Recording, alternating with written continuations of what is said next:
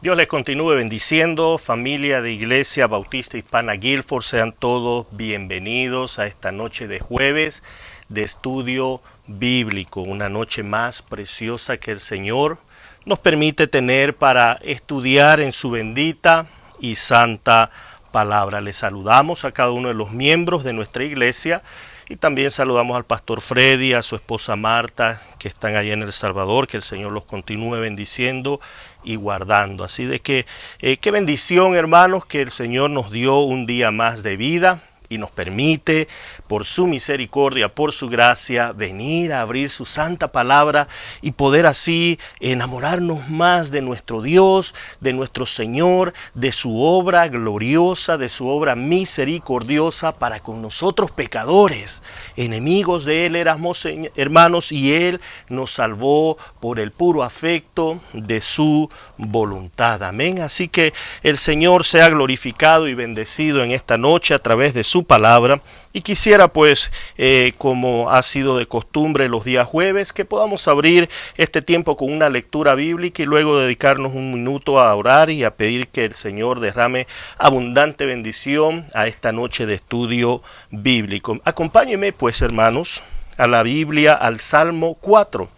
Salmo capítulo 4 tiene solamente 8 versículos y vamos a leer este pequeño salmo, pequeño en cantidad de versículos, pero grande en promesas y en bendiciones de parte de nuestro fiel y santo Dios. Salmo capítulo 4, Salmo 4, dice la palabra del Señor en el versículo 1.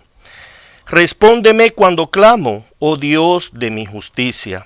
Cuando estaba en angustia, tú me hiciste ensanchar. Ten misericordia de mí y oye mi oración. Hijo de los hombres, ¿hasta cuándo volveréis mi honra en infamia? ¿Amaréis la vanidad y buscaréis la mentira? Sabed pues que Jehová ha escogido al piadoso para sí. Jehová oirá cuando yo a él clamare. Temblad y no pequéis. Meditad en vuestro corazón estando en vuestra cama y callad. Ofreced sacrificios de justicia y confiad en Jehová. Muchos son los que dicen, ¿quién nos mostrará el bien? Alza sobre nosotros, oh Jehová, la luz de tu rostro. Tú diste alegría a mi corazón, mayor que la de ellos cuando abundaba su grano y su mosto.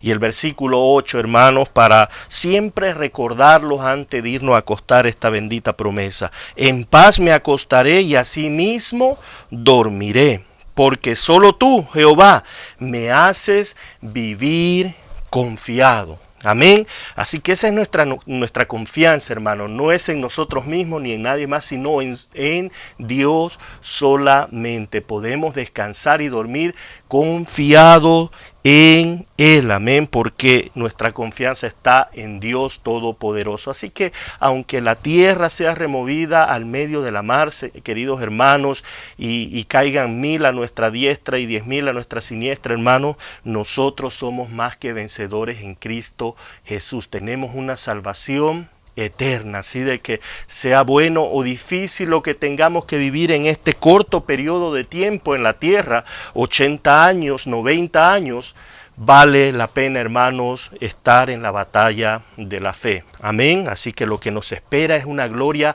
maravillosa con nuestro amantísimo Señor, con nuestro trino Dios. Amén. Así de que gloria a su nombre. Acompáñenme en oración para comenzar este tiempo. Padre Santo que estás en los cielos, bendecimos y adoramos tu nombre, Señor, porque tú eres el Dios Santo, creador de los cielos y de la tierra, Señor. Y nadie hay como tú en santidad, Señor. Nadie hay como tú en justicia. Nadie hay como tú en amor, en misericordia y en gracia, Señor. Tú eres el todo por el todo, Señor. Y en esta noche, Padre, queremos alabar tu santo nombre. Padre, agradeciéndote por tus infinitas bondades para con nosotros, Señor. Padre, aquella bondad derramada en nuestro amantísimo Señor Jesucristo, quien se dio a sí mismo como propiciación por nuestros pecados, Señor. Gracias te damos, Padre, porque en la cruz, Señor amado, pagó por nuestros pecados. En la cruz se nos imputó la justicia de Cristo por medio de ese sacrificio glorioso. Gracias, Padre, porque por ese sacrificio ahora somos hijos tuyos, Señor. Hemos sido adoptados como hijos en la familia de Cristo, donde nuestro Señor Jesucristo ahora es nuestro primogénito, hermano, y bendecimos su nombre, Padre. Gracias te damos por tu Espíritu Santo, quien nos ayuda, Señor, en esta peregrinación a través de estos años de vida en esta tierra, Señor, y por el cual nos da el poder, Señor, para poder entender tu palabra, para poder vivir tu palabra, para testificar tu palabra. Gracias, Espíritu Santo, por la obra que haces en tu iglesia, Señor, y gracias por lo que estás haciendo especialmente en nuestra iglesia local, Señor, nuestra iglesia bautista hispana Guilford, Señor, porque vemos tus misericordias, vemos tu gracia cada día con nosotros, Señor, y estamos confiados que así seguirá, Señor, hasta tu regreso, Padre eterno. Te agradecemos, Señor, por el tiempo que nos permites a través de esta tecnología, Señor, por medio de Facebook Live, Señor, poder ir en vivo, Señor, a predicar tu palabra, Señor, a estudiar tu palabra, Señor, a ser diligentes en escudriñar tus escrituras. Señor, ayúdanos en esta noche, danos claridad de palabra, de pensamiento, Señor, danos un corazón receptivo, pero por sobre todo motiva, enciende nuestro corazón a amar tu palabra, Señor, que podamos ver las riquezas de tu gloria, Señor, en cada una de estas palabras del Nuevo Testamento como del Antiguo Testamento, Señor. Bendícenos, Señor, bendice a mis amados hermanos, hermanas, Señor, que en esta noche sean motivados, Señor, a poder comprometerse, a tener un estudio precioso de la palabra de Dios, Señor, tu palabra que nos enseña, redarguye, corrige e instruye en toda justicia, Señor, a fin de que todos seamos perfectos y enteramente preparados para toda buena obra. Gracias te damos, Señor, y a ti damos toda la gloria, Padre eterno, en el nombre de Jesús. Amén y amén. Bueno, queridos hermanos, el Señor pues me los bendiga, y hoy vamos a comenzar entonces. El jueves pasado, se recuerda, hicimos una introducción al Nuevo Testamento. Dimos un breve resumen de cada uno de los libros, de los 27 libros del Nuevo Testamento, y dimos unos ciertos detalles de los temas principales de los cuales habla cada uno de esos libros del Nuevo Testamento. En esta noche vamos a entrar de lleno al Evangelio de Mateo. Eso es lo que vamos a estar estudiando por los próximos. Este Evangelio de Mateo nos va a tomar 4 jueves estudiarlo. Así que hoy va a ser el primero de esos jueves y vamos a tener otras 3 sesiones donde vamos a completar aquellos 28 capítulos del estudio del Evangelio de Mateo. Amén. Así de que será un tiempo muy bendecido. El Evangelio de Mateo. Aunque dijimos el jueves pasado que ninguno de los escritores de los evangelios, Mateo, Marcos, Lucas y Juan, ninguno de ellos se autoproclamó como autor, pero dijimos que los padres de la iglesia, los historiadores, ellos han tenido en común designar a Mateo como el autor de este evangelio de Mateo. Mateo pues fue entonces quien escribió este evangelio allá en Jerusalén alrededor del año 85 después de Cristo. Esto lo pone como el segundo libro juntamente con Lucas en ser escrito después del Evangelio de Marcos. No de todo el Nuevo Testamento, porque hay otras cartas que posiblemente se escribieron más antes. Pero este Evangelio de Mateo fue escrito en el año 85 aproximadamente después de Cristo. Mateo. ¿Quién era Mateo? Y ya todos sabemos que Mateo era, primeramente, antes de ser un creyente, Mateo era un publicano. ¿Quiénes eran los publicanos? Eran los cobradores de impuestos. Y estos eran muy odiados por el pueblo judío, porque el pueblo judío los tenía como traicioneros, porque estos cobraban impuestos mandados por el Imperio Romano. El Imperio Romano designaba a otros judíos como publicanos, como ahora es el IRS, para cobrar impuestos al pueblo judío. Y entonces eran corruptos, eran ladrones, abusaban del pueblo, se robaban ellos los impuestos. Entonces eran odiados porque el pueblo, siendo oprimido por el Imperio Romano, y ver que ahora uno de sus propios hermanos también abusaba y les robaba, estando ellos en gran escasez. Entonces eran muy odiados. Pero a este Mateo, como ustedes pueden ver ahí en esa figura, en ese dibujo en sus pantallas, ahí llega el Señor. A ese publicano, a ese pecador, a ese que era rechazado por todos, el Señor extiende su gracia y lo llama al Evangelio, le da las buenas nuevas y le dice, ven y sígueme. E inmediatamente, como dice el Evangelio de Marcos, Mateo deja todo y le sigue. Entonces, mire lo que dice ahí en Mateo capítulo 9, para ver el llamamiento de Mateo. Mateo capítulo 9, versículo 9. Dice lo siguiente, capítulo 9 de Mateo, versículo 9. Pasando Jesús de allí, vio a un hombre llamado Mateo, que estaba sentado al banco de los tributos públicos, y le dijo, sígueme. Y se levantó y le siguió. Ah, poderoso, la gracia irresistible, queridos hermanos, de nuestro bendito Dios. Le dice, sígueme. Y este hombre inmediatamente le sigue. Este es Mateo, fue llamado por el Señor Jesucristo. Pero mire lo que dice ahí mismo en Mateo capítulo 10, para que veamos que no solo es un discípulo, sino que después fue un apóstol designado por el Señor Jesucristo, uno de los 12 apóstoles del Cordero. Amén. Mateo capítulo 10, versículos del 1 al 3 dice, entonces llamando a sus 12 discípulos, les dio autoridad sobre los espíritus inmundos para que los echasen fuera y para sanar toda enfermedad y toda dolencia. Los nombres de los 12 apóstoles son estos. Primero Simón, llamado Pedro, y Andrés su hermano, Jacobo hijo de Zebedeo y Juan su hermano, Felipe, Bartolomé, Tomás, Mateo el publicano, Jacobo hijo de Alfeo, Lebeo por sobrenombre Tadeo, Simón el cananeo y Judas Iscariote el que también le entregó. Entonces vemos de que aquí está ahora sus apóstoles, sus discípulos, y entre ellos está Mateo el publicano, al cual se le designa esta carta, evangelio de Mateo. Entonces, queridos hermanos, Mateo, su característica, como dijimos el jueves anterior, cada uno de los 4 evangelios presenta una característica que quiere enfatizar acerca del Señor Jesucristo. En este caso, Mateo lo presenta como el Rey, como el Mesías. Quiere hacer énfasis en que Jesús, el Hijo de Dios, es el Rey, el Mesías, el Cristo prometido que iba a venir a reinar con vara de bronce, queridos hermanos. Eso es lo que quiere enfatizar el Evangelio de Mateo. Entonces, enfatiza esto a los judíos y está escrito principalmente, no exclusivamente, pero principalmente a un público netamente judío hebreo, o sea, los judíos.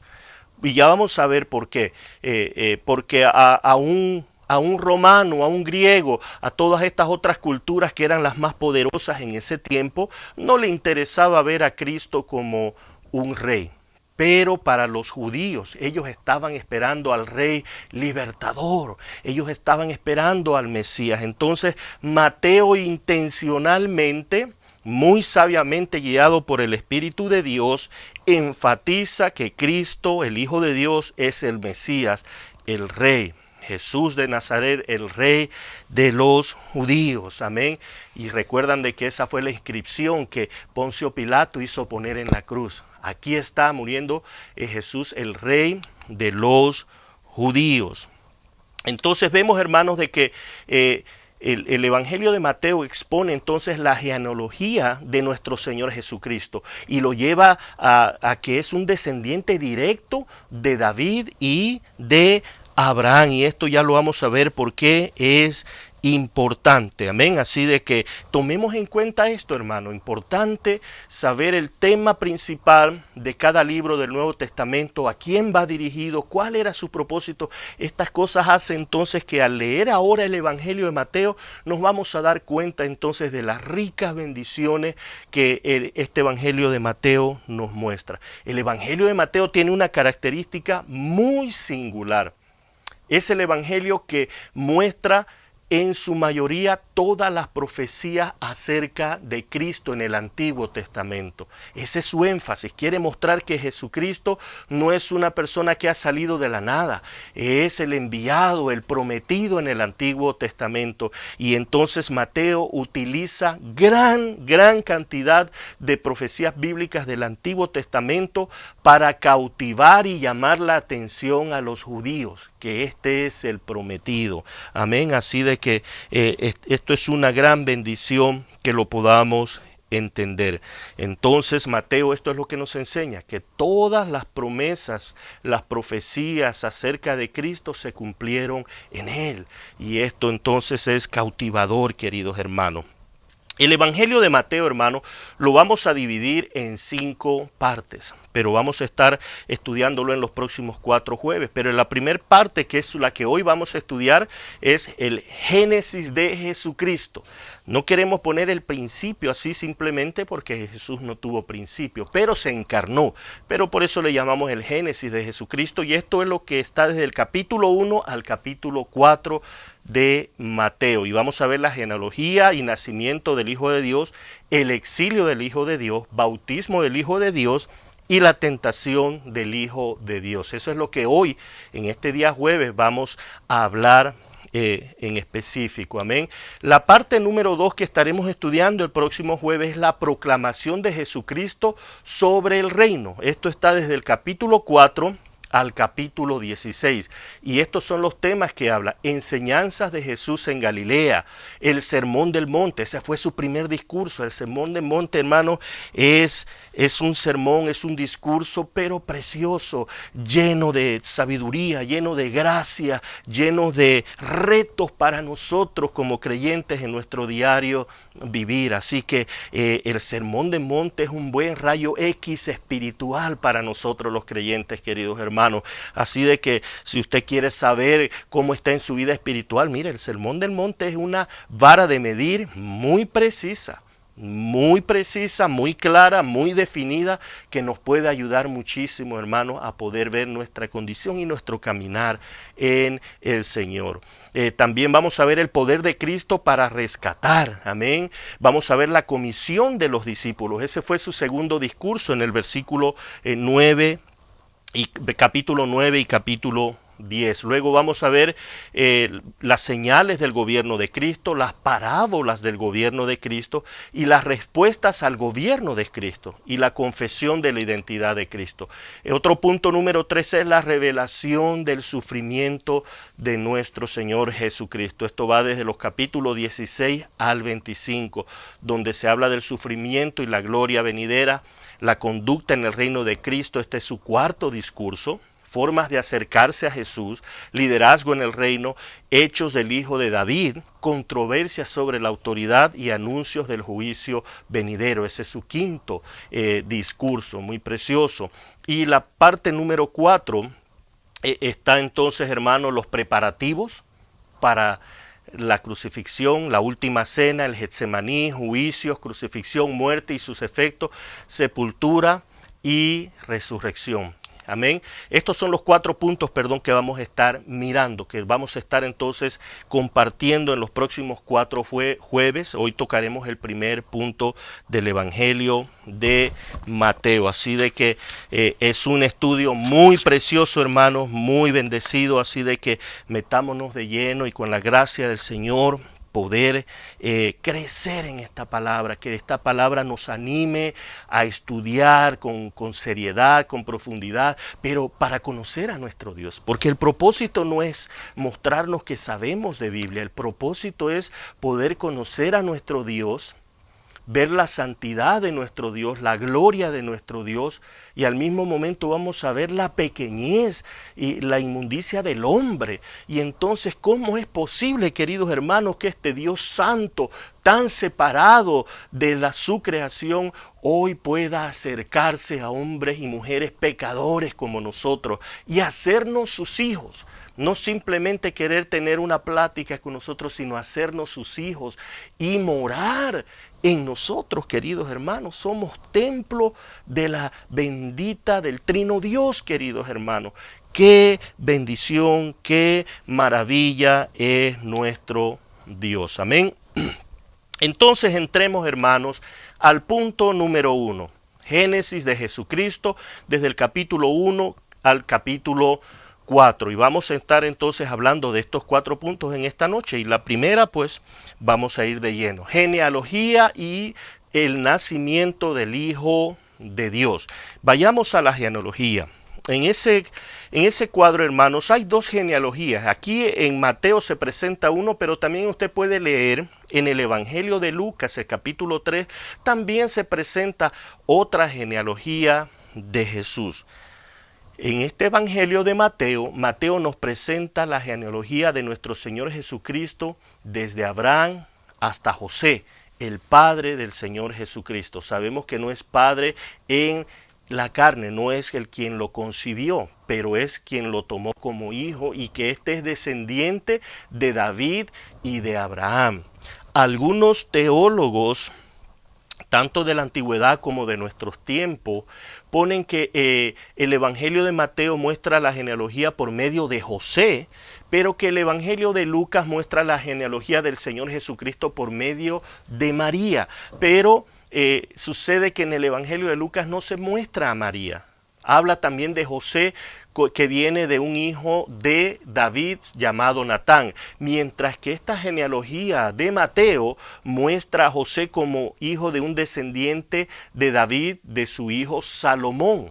Entonces hay algunas teorías acerca del por qué estas diferencias, pero lo más importante es que entendamos, hermanos, de que Jesús viene del linaje de David, del linaje de Abraham, de la tribu de Judá, como fue prometido. Y entonces, queridos hermanos, eso es lo que vamos a estar estudiando. Jesús es el Rey.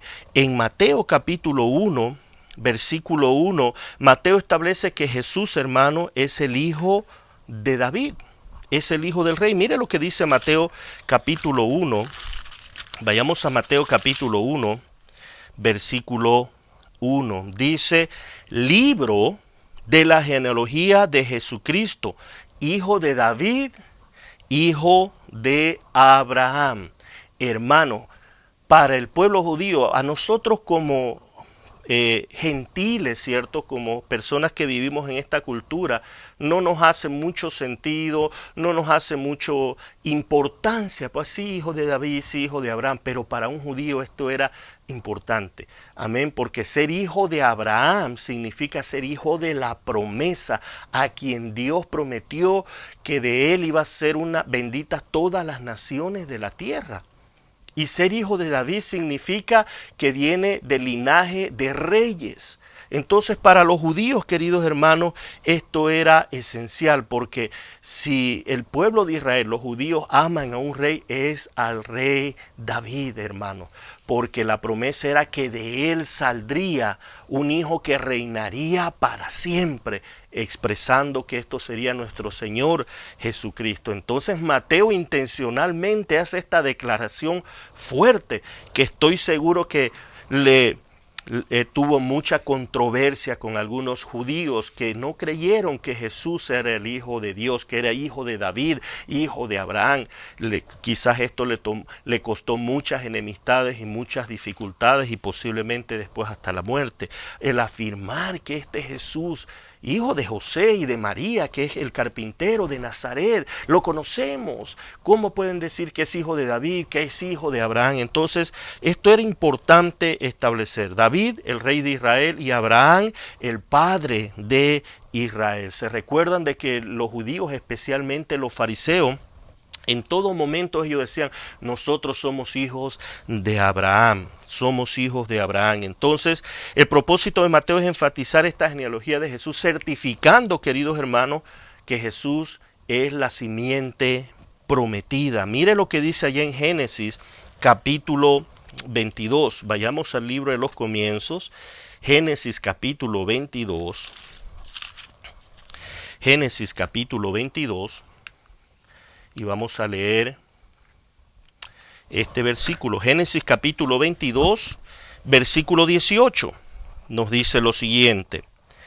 En tu simiente, este es Dios hablándole a Abraham, En tu simiente serán benditas todas las naciones de la tierra, por cuanto obedeciste a mi voz. Amén. Entonces, esta simiente, no dice ahí a tu simiente. Se recuerdan que hablé de esto también el jueves pasado, pero el apóstol Pablo lo enfatiza mucho, de que dice, no dice a tus simientes como si hablara de muchos, sino a tu simiente como hablando de uno, y es Jesucristo. Esto usted lo puede encontrar en el libro de Gálatas. Y mire lo que dice Segunda de Samuel. El libro de Segundo de Samuel, capítulo 7. Segunda de Samuel, capítulo 7, el versículo 12 y 13. Segunda de Samuel, capítulo 7. Le doy unos segundos para que llegue allá. Segunda de Samuel, capítulo 7. Y vamos a leer versículos del 12 al 13. Y dice la palabra del Señor: y cuando tus días sean cumplidos y duermas con tus padres, hablando al rey David, yo levantaré después de ti a uno de tu linaje, el cual procederá de tus entrañas, y afirmaré su reino. Él edificará casa a mi nombre, y yo afirmaré para siempre el trono de su reino. Esto era hablando del Cristo, del Mesías. Y por eso es que este evangelio de Mateo enfatiza diciendo: Jesús es el rey. Este Jesús de Nazaret, sí, hijo de José y María, es el Mesías prometido. El rey es el descendiente, la simiente de Abraham y el descendiente de David, el que afirmaría su trono para siempre, queridos hermanos. Bendito sea su nombre. Ese es nuestro Señor, hermano. Él es el Rey de Reyes, queridos hermanos, y está sentado en gloria y gobierna sobre todas las cosas que están sucediendo en esta tierra. Así que estemos confiados. Podemos ir a dormir y estar confiados, porque nuestra confianza está en el Señor. También, después de ver la genealogía, hermanos, Mateo entonces, ahí en el capítulo 1, versículos del 18 al 25, y no vamos a leer estos versículos, solo estoy dando los principales temas de estos, para que cuando usted lo lea detalladamente, versículo por versículo, usted pueda entonces saborear, y que la palabra sea como una miel en su boca, hermano, y usted disfrute la revelación de nuestro Dios en forma tan sencilla, para que nosotros podamos entender a este Dios todopoderoso. Entonces, el nacimiento del Señor Jesús, el milagro de la concepción por obra del Espíritu Santo. Recuerdan de que estuvimos estudiando, el hermano Luis Esperanza nos dio un estudio acerca de la concepción virginal, el nacimiento virginal de nuestro Señor Jesucristo allá hace un mes, en diciembre. Fue una exposición muy preciosa acerca de este gran milagro de nuestro Dios, porque así fue prometido, hermano. El Espíritu Santo tomó a una joven virgen, para que entonces fuera concebida con el Espíritu Santo de Dios. En el versículo 23, ahí en Mateo capítulo 1, si vamos a Mateo capítulo 1, en el versículo 23, dice: he aquí, leamos del versículo 22. Todo esto aconteció para que se cumpliese lo dicho por el Señor por medio del profeta, cuando dijo: he aquí una virgen concebirá y dará a luz un hijo, y llamará su nombre Emmanuel, que traducido es Dios con nosotros. Hermanos, esto para un judío era una noticia difícil de digerir. Para aquellos que estaban cegados, pues, hermanos, en sus propios deseos y anhelos. Pero había otra gente, hermano. Siempre va a haber un remanente que Dios le ha abierto sus ojos y que anhela ver estas cosas maravillosas, queridos hermanos. Esto es lo que está citando Mateo aquí, es una profecía de Isaías. Ya todos lo conocemos, pero leamos allá Isaías capítulo 7.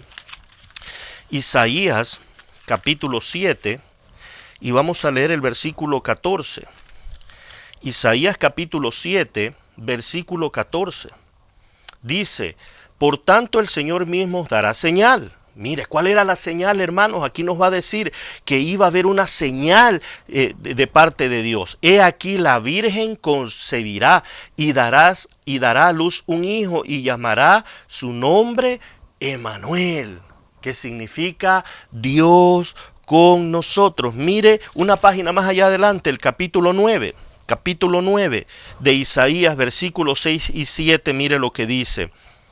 Porque un niño nos es nacido, hijo nos es dado, y el principado sobre su hombro, y se llamará su nombre admirable, consejero, Dios fuerte, Padre eterno, príncipe de paz. Lo dilatado de su imperio y la paz no tendrá límite, sobre el trono de David y sobre su reino, disponiéndolo y confirmándolo en juicio y en justicia desde ahora y para siempre. El celo de Jehová de los ejércitos hará esto. Oh, queridos hermanos, esto fue lo que hizo el Señor Jesús. Este nacimiento precioso de nuestro Señor Jesucristo fue una concepción virginal, y hubo un nacimiento en circunstancias, hermanos, únicas, en circunstancias que ustedes ya conocen, queridos hermanos, difíciles para José, para María. Ustedes conocen ya todos los detalles de cómo José quiso abandonar a María, pero luego por sueños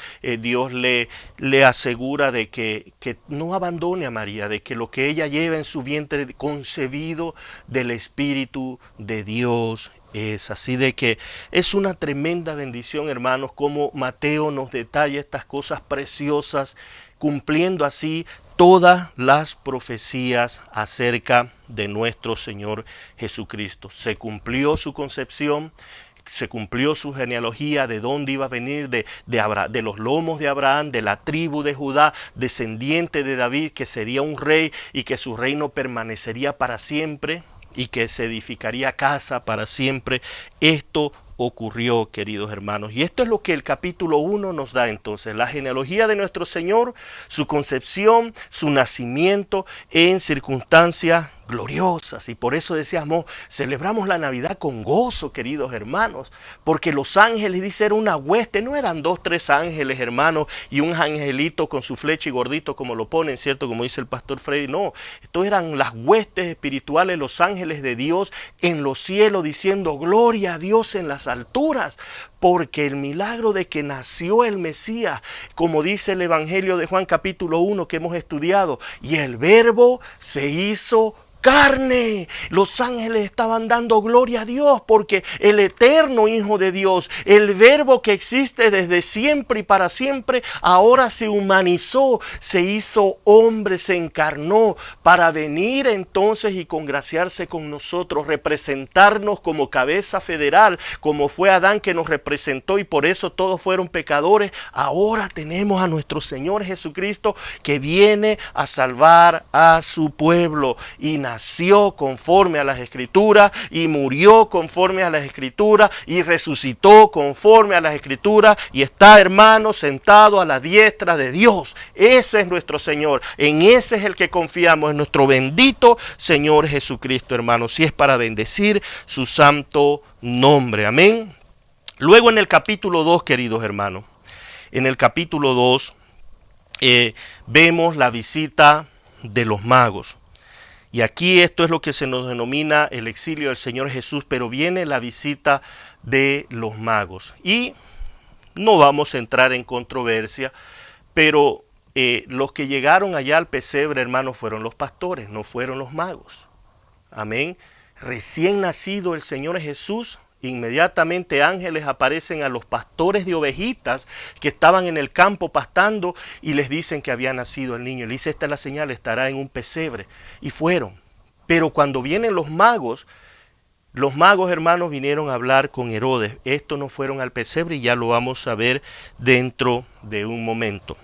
Magos no es aquellos que hacen la magia como nosotros hoy lo vemos.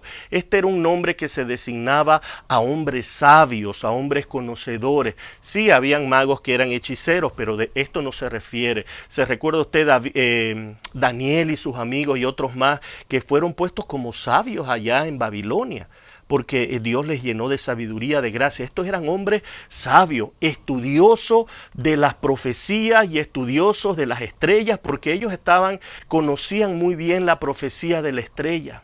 Y cuando vieron esa estrella dijeron, ha nacido el rey de los judíos, el Mesías. Y armaron viaje, hermanos.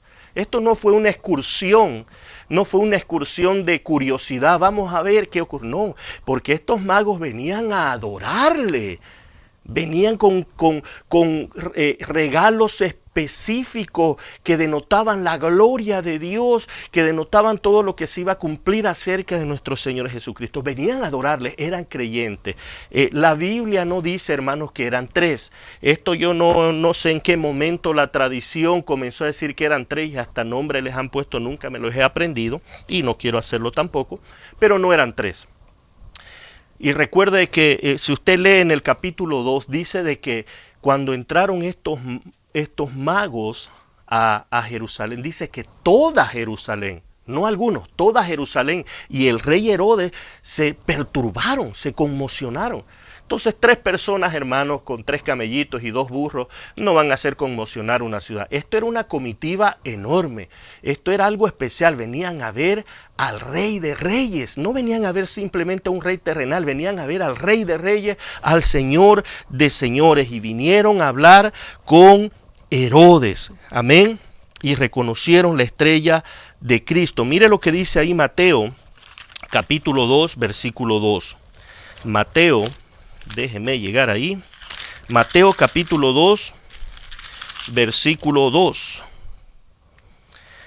Y dice, leamos del 1. Cuando Jesús nació en Belén de Judea, en días del rey Herodes, vinieron del oriente a Jerusalén unos magos, diciendo, ¿dónde está el rey de los judíos que ha nacido? Porque su estrella hemos visto en el oriente y venimos a adorarle. Y el versículo 3 dice, y oyendo esto el rey Herodes se turbó y toda Jerusalén con él. Entonces se turbó de esta noticia. Hermanos, no era para turbarse. Esto era, hermanos, para alegrarse. Para tener gozo y alegría. Ha nacido el Rey, ha nacido nuestro libertador. No el que nos va a libertar de un imperio terrenal, el que nos va a libertar del imperio de Satanás, de la muerte eterna, de la condenación eterna. Ha venido el Mesías, el que nos ha prometido vida eterna, queridos hermanos. Por gracia sois salvos por medio de la fe. Y esto no de vosotros, es don de Dios, queridos hermanos. ¿Cómo no alegrarse, queridos hermanos? ¿Cómo no glorificar a nuestro Señor? Pero el rey Herodes, como otros hermanos, tenía un corazón duro. Se endureció y ya vamos a ver lo que ocurre. Pero los magos entonces visitan al Señor Jesús. Aquí aparecen 3 de ellos, pero es porque no hay figuras de más que hermanos, pero no eran 3. Pero lo que quiero enfatizar es que estos magos ya llegaron a una casa. Posiblemente pues estaba bebecito, ¿cierto? No podían viajar desde Judea hasta donde ellos vivían, ¿cierto? Era una larga distancia. Entonces parece que encontraron casa en Jerusalén y se quedaron hasta que el niño tuviera la capacidad de poder viajar. Entonces ahí es donde llegaron estos magos y le trajeron estos regalos, oro, mirra, incienso. Entonces, y se cree que el Señor Jesús ya tenía aproximadamente entre 1 a 2 años. Amén. Y la razón que muchos teólogos y estudiosos dicen esto, queridos hermanos, perdonen que se me fue vamos a encontrar un error de dedo, queridos hermanos. Y la razón de esto, hermanos, de que algunos creen que el Señor Jesús tenía 1 o 2 años, es porque cuando el rey Herodes manda matar a los niños, dijo de 2 años para abajo, porque él calculaba según el tiempo que le habían dado los magos a Herodes de la aparición de la estrella. El Señor Jesús tenía alrededor de 1 a 2 años. Entonces, queridos hermanos, a raíz de esta situación, los magos vuelven por otro camino. Recuerdan de que Herodes le dice, cuando encuentren al niño avísenme para que también yo vaya a adorarle. Pero lo que pasa es que Herodes quería matarlo, hermanos. Herodes quería matarlo. Y entonces, ¿qué ocurre? Por medio de revelación, los ángeles le dicen a estos magos que no regresen a Jerusalén, sino que se vayan por otro camino. ¿Qué ocurrió? ¿Qué ocurrió? los magos, queridos hermanos, al saber esto se fueron por otro camino y Herodes se entera de esta situación. Herodes se entera de esta situación, manda a matar a los niños, pero en un sueño José recibe una revelación de que salga huyendo juntamente con María y el niño y lo lleve hacia Egipto. Y ese es entonces el exilio del Hijo de Dios. Es llevado desde Judea, desde Belén, hacia Egipto, huyendo porque el decreto había sido dado por parte de Herodes de matar a todo niño varón menor de 2 años para abajo. Y entonces, ahí como ustedes ven en su pantalla, el niño sale huyendo, queridos hermanos, con sus papás, se van para Egipto. Y esto era para que se cumpla la promesa, para que se cumpla lo que decía la Escritura acerca del Señor Jesús. Mire lo que dice ahí en Oseas capítulo 11. Oseas, el profeta menor, el primer libro del profeta menor, de los profetas menores, después de Daniel, está el libro de Oseas capítulo 11. Y dice el versículo 1. Cuando Israel era muchacho, yo lo amé, y de Egipto llamé a mi hijo. Entonces, queridos hermanos, recuerden el paralelo que está haciendo aquí el apóstol Mateo en su evangelio. Está comparando a Israel, que Dios lo llamaba su hijo, y que lo llevó allá, pero de allá lo iba a sacar, de allá lo iba a llamar, haciendo la comparación que es el cumplimiento de nuestro Señor Jesucristo. Ahí en Éxodo capítulo 4, versículo 22 y 23. Éxodo capítulo 4, versículo 22 y 23. Para ver cómo Dios llamaba a Israel, mi hijo, y dirás a Faraón, Jehová ha dicho así, Israel es mi hijo, mi primogénito, ya te he dicho que dejes ir a mi hijo para que me sirva, mas no has querido dejarlo ir, he aquí yo voy a matar a tu hijo primogénito. Entonces, hermanos, vemos aquí cómo Dios llamaba a Israel su hijo y de Egipto lo llamó, y esto es lo que ocurre también con el Señor Jesucristo, es llevado a Egipto, pero después de un tiempo lo llamará también para salir de ahí y se cumpla la profecía. Luego, hermanos, entonces, Herodes manda a matar a los niños menores de 2 años. Ya el Señor Jesús, José y María se habían llevado el niño a Egipto y viene la matanza de los niños. Entonces, hermanos, fue un tiempo de gran dolor, de gran sufrimiento, y esto era para que se cumpla también. Si vayamos a Mateo brevemente, al capítulo 2, versículo 16 y 18, al 18. Dice Mateo 2, versículos 16 al 18.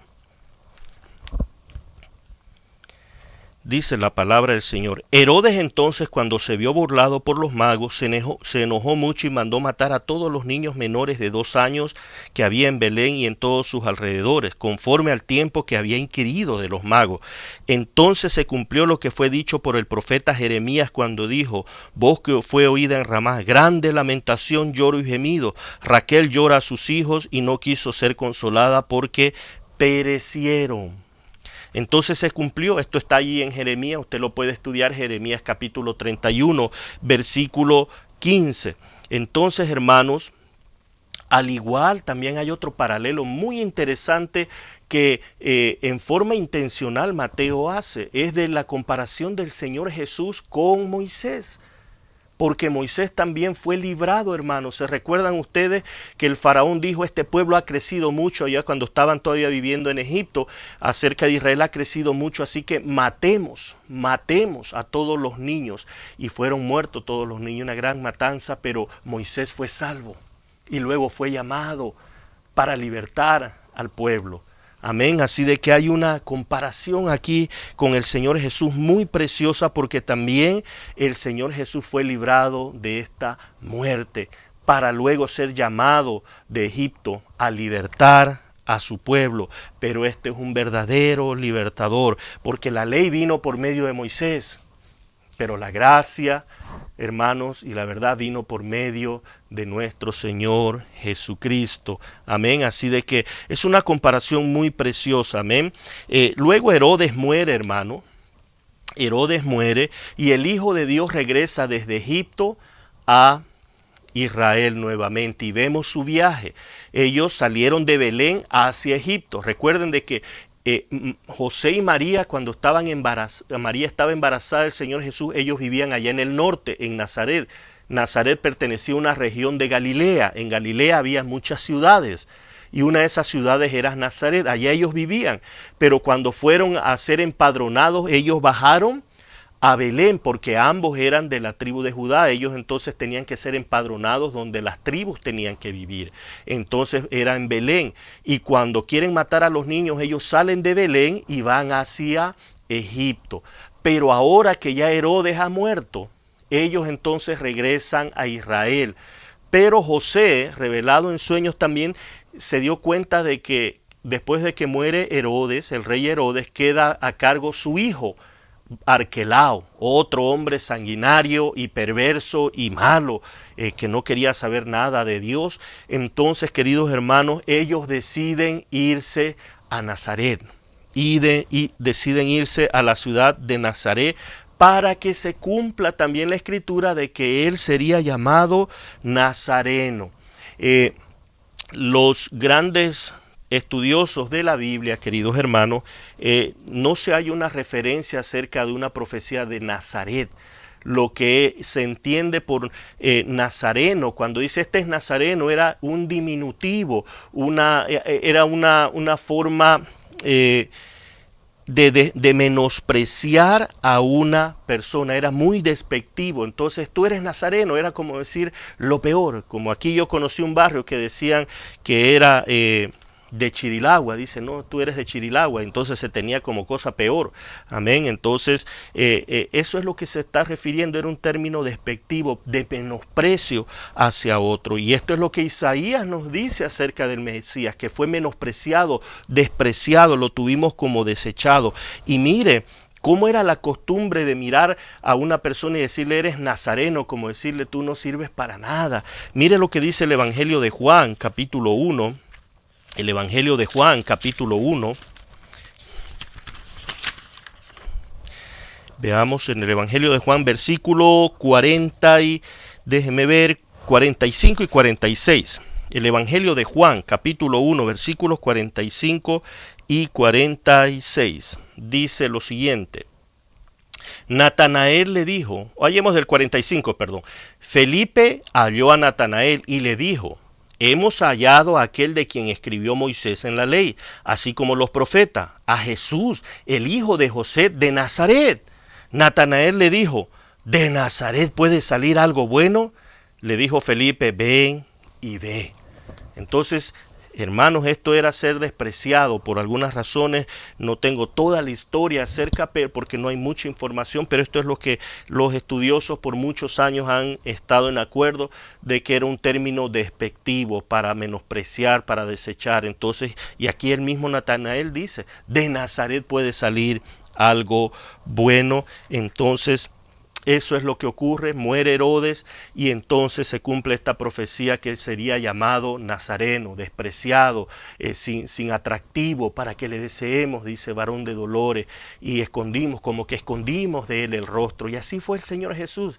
Y lastimosamente muchos ahora allá afuera siguen menospreciándolo, no ven atractivo en el Señor Jesús.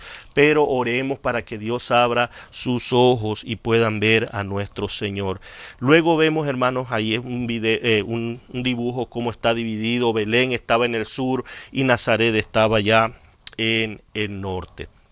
El capítulo 3. El capítulo 3, hermanos, habla del bautismo y tentación del Hijo de Dios. En este caso, en el capítulo 3 comienza, hermano, con la predicación de Juan el Bautista. Ya hablamos de que Juan el Bautista fue un precursor, lo hablamos en Malaquías, Isaías habla de él también, un precursor que prepararía el camino. Amén. Juan el Bautista vino a preparar el camino para nuestro Señor Jesucristo. Entonces Juan el Bautista era de tremenda importancia porque era una señal anticipada de que el Mesías ya venía. Amén. Y esto Isaías lo dijo allá en Isaías 40. Si nosotros vamos a Isaías 40, el versículo 3, Isaías 40, el versículo 2, perdón. Dice el versículo 2. Isaías 40, versículo 2 y 3 dice: Hablad al corazón de Jerusalén, decidle a voces que su tiempo es ya cumplido, que su pecado es perdonado, que doble ha recibido de la mano de Jehová por todos sus pecados. Voz que clama en el desierto, preparad camino a Jehová, enderezad calzada en la soledad a nuestro Dios. Todo valle sea alzado y bájese todo monte y todo collado, y lo torcido se enderece y lo áspero se allane. Esta era la predicación de Juan el Bautista. Amén. Su ministerio, el ministerio de Juan el Bautista, era bautizar en agua para arrepentimiento. Este era el bautismo de Juan el Bautista, para arrepentimiento. Llamó al pueblo a preparar a un pueblo para que esté arrepentido, para que reconozca su pecado, de tal manera que cuando aparezca el Cordero de Dios tengan un corazón contrito, humillado, un corazón compungido, y entonces reciban la gracia de nuestro Señor Jesucristo, la salvación por medio de la fe en nuestro amantísimo Señor Jesucristo. Ese fue el ministerio. Y el mismo Juan el Bautista dijo: el que viene tras de mí, yo no soy digno de desatar la correa de sus calzados, pero él os bautizará con Espíritu Santo y fuego. Así que, queridos hermanos, y luego viene el bautismo del Señor Jesús, ahí mismo en el capítulo 3, versículos del 16 al 17. Viene el Señor Jesús a Juan, queridos hermanos, y Juan se niega a bautizar al Señor Jesús. Y la razón que Juan se niega inicialmente a bautizar al Señor Jesús es porque Juan sabía que el Señor Jesús no tenía necesidad de qué arrepentirse. Él era sin pecado, él era un hombre santo, era el Dios todopoderoso, lleno de santidad. Él nunca pecó, hermanos, jamás. Vivió una perfecta vida y nació sin pecado. Y entonces Juan decía: no puedo bautizarte, porque él entendía que no tenía necesidad de qué bautizarse. Pero Jesús dice, nuestro Señor, es necesario que lo hagamos para que se cumpla toda justicia. Jesús se bautiza porque quería identificarse. He aquí, nuestro Señor está como cabeza federal representando a su pueblo, diciendo: yo tomo el pecado de ellos, necesito arrepentirme. Está haciéndolo en favor de nosotros, cumpliendo toda justicia en lo que se refiere al arrepentimiento por los pecados, pero también para mostrar la vida santa de Dios. Por eso es que la muerte de Cristo en la cruz es un tipo de bautismo. Hemos sido bautizados en su muerte, dice la Escritura. Y este es otro cumplimiento maravilloso ahí en Isaías 53, si usted me acompaña. Isaías 53, versículos 11 y 12. Versículos 11 y 12 de Isaías 53. Versículo 11 dice: verá el fruto de la aflicción de su alma y quedará satisfecho. Por su conocimiento justificará mi siervo justo a muchos y llevará las iniquidades de ellos. Por tanto yo le daré parte con los grandes y con los fuertes repartirá despojos, por cuanto derramó su vida hasta la muerte y fue contado con los pecadores, habiendo llevado él el pecado de muchos y orado por los transgresores, hermanos. Así de que es bautizado entonces el Señor Jesús, cumpliendo la justicia de Dios, no solo de luego ser condenados por el pecado de la humanidad en la cruz, sino también la vida perfecta que Él vivió, cumplió toda la ley de Dios, y eso es la que es la justicia de Cristo que ha sido imputada a nosotros. Bendito sea su nombre. Y luego vemos que se oye una voz del cielo que dice: este es mi Hijo amado, en el cual tengo complacencia, y el Espíritu Santo baja en forma de paloma. Amén. Pero luego vemos en el capítulo 4, queridos hermanos, en el capítulo 4 vemos la tentación del Señor Jesús. Desde el versículo 1 al 11 vemos la tentación. El Señor Jesús es tentado por Satanás. Entonces, mire la comparación, hermanos, la similitud. Así como Israel fue llamado de Egipto, pero luego fue llamado a estar 40 años en el desierto, así el Señor, como Hijo de Dios, fue también llamado de Egipto, pero luego es traído 40 días al desierto y ahí es tentado. Israel falló en sus 40 años de prueba. La mayoría de ellos perecieron en el desierto, pero nuestro bendito Señor no falló. Él venció y ya vamos a ver cómo lo hizo. Las tentaciones que sufrió el Señor Jesús por parte de Satanás son las que se nos dice ahí en Primera de Juan. Si vamos a la epístola de Primera de Juan, y ya estamos terminando. Primera de Juan, capítulo 2, versículo 16. Primera de Juan capítulo 2, versículo 16 dice, porque todo lo que hay en el mundo, aquí están estas tres cosas importantes en cómo somos tentados, los deseos de la carne, los deseos de los ojos y la vanagloria de la vida no provienen del Padre, sino del mundo. El Señor Jesús, hermano, fue tentado en estas tres formas. Los deseos de la carne, su primera tentación fue después de 40 días de ayuno, dice que tuvo hambre y viene Satanás y le dice que convierta estas piedras en pan. Pero esa fue la primera tentación. ¿Y qué respondió el Señor Jesús? Escrito está, no solo de pan vivirá el hombre. La segunda tentación, ¿cuál fue? Los deseos de los ojos. Satanás lo lleva al pináculo del templo y le dice, mira, aquí está todo esto. Lánzate, dice. Lánzate hacia abajo y Él mandará ángeles que sostengan tus pies. Y el Señor Jesús vuelve a repetir, escrito está.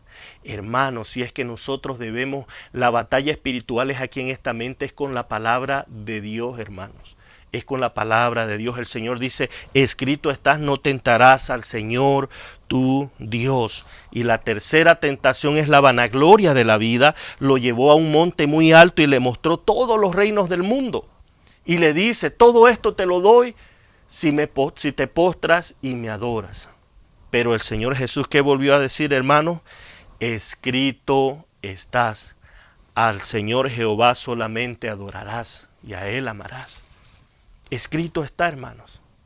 ¿Quiere usted saber cómo ser un vencedor y vencer en una guerra espiritual, si lo llamamos así? ¿Cómo usted puede vencer al maligno? Es diciéndole, escrito está.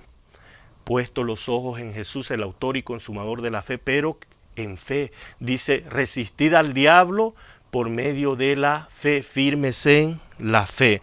Entonces, escrito está, hermanos. Y así fue tentado el Señor Jesús, y por eso es un sumo sacerdote que se compadece de nosotros, porque fue tentado en todo, pero sin pecado.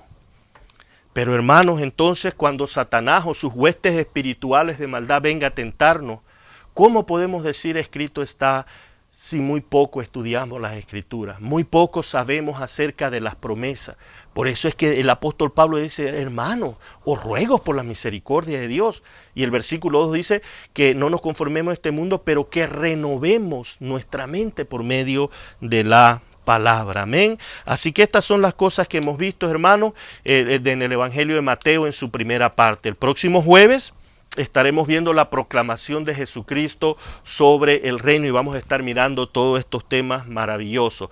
Pero mientras tanto, hermanos, nos hemos deleitado en esta parte del Evangelio de Mateo. Su genealogía, su nacimiento virginal milagroso, las tentaciones del Señor Jesús, su ministerio, hermano, y vamos a seguir viendo muchísimas más cosas, queridos hermanos. Así de que les animo a seguir estudiando, les animo a que estudien estos 4 capítulos que hemos pasado brevemente y saboree la palabra del Señor. Amén. La palabra de Dios es fiel y se ha cumplido y seguirá cumpliéndose, porque la palabra de Dios no pasa, es eterna. Cielo y tierra pasarán, mas su palabra no pasará. Tenemos un cimiento, un fundamento sólido, hermano, su palabra, y en ella debemos confiar. Amén. Así que, bueno, queridos hermanos, gracias por su paciencia, gracias por su amor. Continuemos orando los unos por los otros, motivándonos, hermanos, a tener completa unidad en el Espíritu, guardando la unidad, siendo solícitos, y seamos bendecidos con la palabra del Señor. Acompáñenme en oración. Amantísimo, bendito Dios que estás en los cielos, cuánto te alabamos y bendecimos por por esta palabra, Señor, que hemos estudiado en esta noche. Padre, esto anima nuestro corazón, enciende esa llama de amor por tu palabra, Señor, pura y santa, Padre eterno. Gracias te damos porque, Señor, tú eres soberano y tú gobiernas por sobre todo. Y lo que tú prometiste que ibas a hacer, lo hiciste, Señor. Y hay todavía promesas de una segunda venida y vendrá, Señor. Y la esperamos con gozo, la esperamos con paciencia, Señor. Sufriendo los vituperios por medio de nuestro Señor Jesucristo, Padre. Así que te agradecemos por este tiempo. Te suplico, Señor, en el nombre de Jesús, por favor, Señor, de que esta palabra que ha sido sembrada, regada hoy en nuestros corazones, seas tú dándole fruto, Señor, mucho fruto al 30, al 60 y al 100 por uno, Señor. Bendice a tu iglesia, bendice al pastor Freddy, a su esposa Marta, guárdalos, tráelos con bien en su tiempo, Señor, y a los hermanos que están pasando enfermedades, Señor, seas tú consolándolos, fortaleciéndolos y sanándolos. Tú continúas haciendo esos milagros, tú eres el Dios poderoso, Señor, y continúas haciendo sanidades, Padre, en tu soberanía, en tu tiempo, como tú lo deseas hacer, Señor. Gracias por este tiempo, que nuestro descanso en esta noche sea meditando en estas preciosas palabras que hemos estudiado y que tú seas dándonos descanso, Señor. Gracias te damos, Padre, en el nombre de Jesús. Amén y amén. El Señor les bendiga, queridos hermanos, y si Dios nos da vida, pues nos veremos el día domingo. Amén. Pasen buenas noches.